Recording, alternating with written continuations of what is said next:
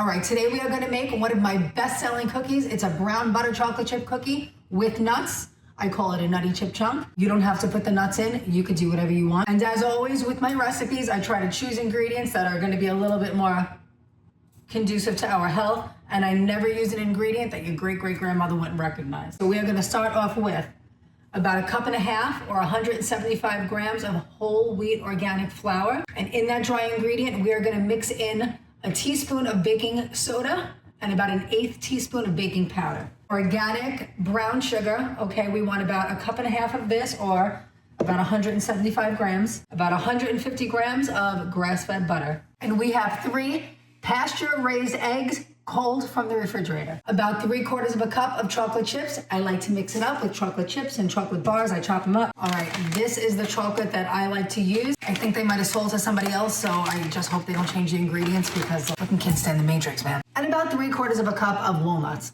Omit the nuts if you don't like them. And then my secret mixture of liquid. It's not so secret. We want about a tablespoon of organic maple syrup, a teaspoon of pure vanilla, a teaspoon of organic coconut aminos, and about 1/8 teaspoon of molasses, and 2 teaspoons of water. Last but not least, we're gonna need a little bit of sea salt flakes to sprinkle on at the ends. If you don't have these, just sprinkle on a little bit of salt. Okay, so the first thing we're doing is we're gonna brown that butter. When we brown our butters, we're gonna get a foam happening on top, okay? That foam is a good thing. That means the heat is starting to do its work. And when that foam breaks down, we know that we're almost ready. We could kind of see the color is starting to turn a little bit toasty. What we're waiting for is for the little dairy particles at the bottom to start toasting. It's gonna start to turn a slight brown, but the real tell is that toffee, delicious aromatic flavor that's gonna come into the air from the butter. Brown in the butter. This is like waiting for paint to dry. Okay, you see how this is bubbling up now? It's not a foam like it was before with milk solids, but the milk solids have now settled to the bottom. So those are toasting as we speak. All right, you see this puffy foam? This is your signal. This is your signal. You're gonna wanna move your spatula through a little bit, and then you're gonna start to see your butter is getting brown. Now the key is to wait until that aroma hits. When that aroma hits, that toffee butter aroma, then you know we're there. It's happening. It's happening. Okay, when you start seeing these brown streaks through your foam, that means you are just about there. Your kitchen probably smells like delicious butter toffee right now, and it's time to pour this into the bowl we have prepared. There we go. Bam, we're there. Look at how delicious and brown that is. And we have all of these chunks at the bottom of these burnt milk solids. Okay, that's where our flavor is gonna come from. If you see any milk solids stuck in the pan, scrape those bad boys off. This is your flavor. Okay, so now let's get our whisk and we're gonna cool down this hot butter with a little bit of that liquid mixture.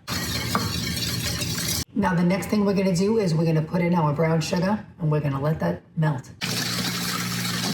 So the next thing we're gonna do is we're gonna temper those eggs by taking just a little bit of the hot mixture, mixing them in with the egg, and then bringing the egg into this mixture. And what we're gonna do is we are gonna emulsify this so it turns into like a nice toffee caramel.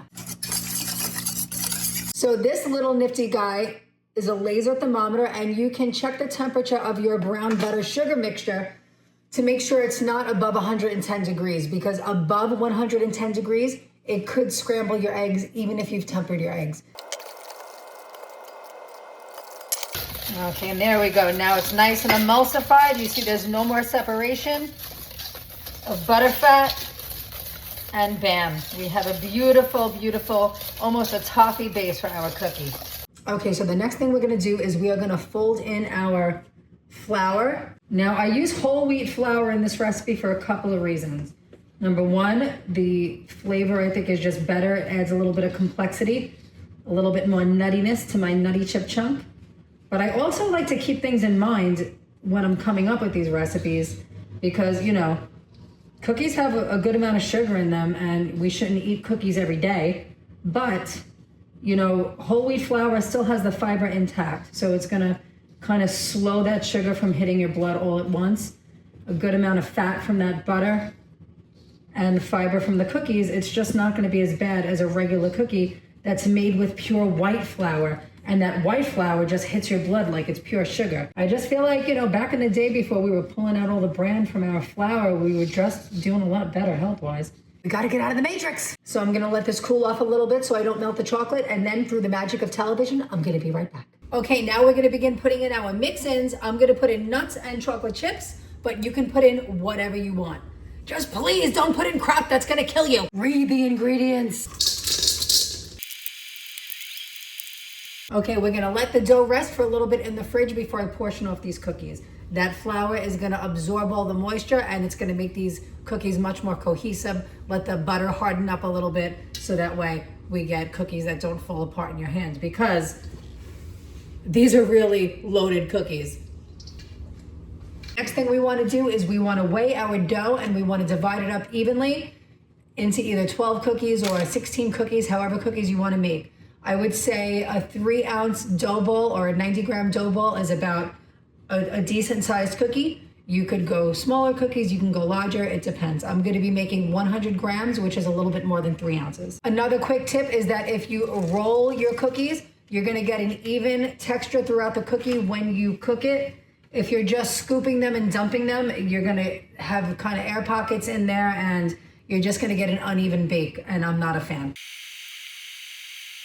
Okay, we are getting ready to pop these into the oven. The oven is preheated. You're gonna notice that it's a little bit flat. I'm not putting it in as a round cookie. This is because I have a lot of stuff in this cookie, so it's gonna set the structure. If I make it into a fat round ball, it's gonna stay in a fat round ball. So we're gonna flatten this out a little bit. If you don't have a totally loaded cookie with nuts and chips, you are gonna wanna leave it a little bit more round, because it's gonna melt down in the oven. That baking soda makes it melt, okay? Okay, while the cookie's cooling over there, I just wanna say, while we're coming up with these recipes and we're making these desserts, it's always nice to keep in mind, if you're gonna be eating sugar, it's really smart to pair it with a nice healthy protein and fat like these walnuts, or the fiber from the whole wheat flour, the nutrients from the nuts, dark chocolate. These are things that are actually good for us. And that can offset the indulgence in the sugar, because sugar's not great, but it doesn't have to kill us. Here is the secret to a perfectly round cookie. Ta-da! Now that is what I call a cookie. See you next time.